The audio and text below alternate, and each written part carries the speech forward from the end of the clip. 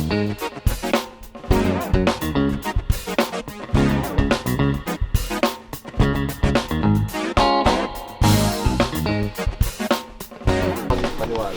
tinolang Ilocano. Ang susunod, ayan. Ayun, dun ka, chef.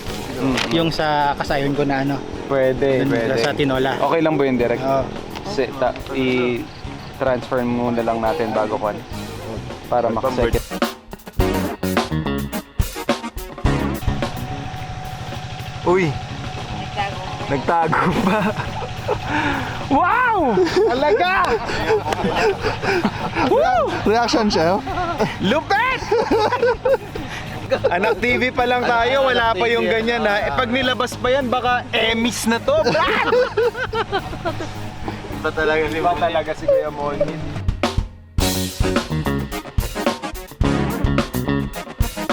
Tayo dyan.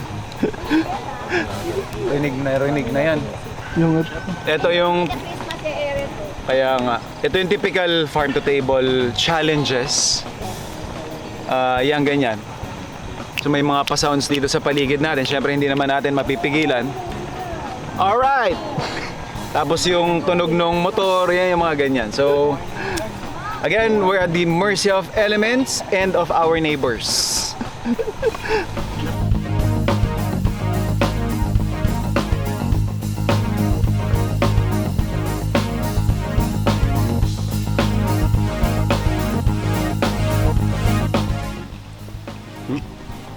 Dale. Nakita ko kaya nila ni Esme. Sisig palasa. Hindi siya hindi ibang iba sa sisig pero masarap. Kanin makaparami. Okay po. Paano ba? Masarap po siya. Yun. Makakatikim din ng dinakdakan. Rob.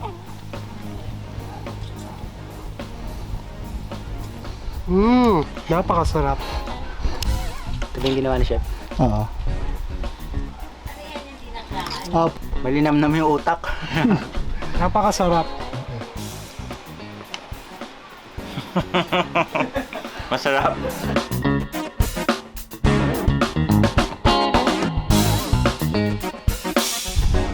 Hi guys, introducing ang Ilocanong tinola. So hindi ko actually talaga alam kung may Ilocano version ng tinola, pero there was this one time, college kami. Pumunta kami sa isang bahay nung kaklase namin para mag-aral, mag-review. Sabi nung kaibigan namin, kaklase namin, magluluto kami ng version namin ng tinola. Magugulat kayo sa lasa na ito, sabi niya sa amin. And then, typical, luya, may sibuyas, manok, sayote or papaya. Tapos yung pinantimpla niya, bagoong isda. Parang pag-iisipin mo, weird kasi parang hindi mag-work yung bagoong isda at saka chicken. Parang not ever.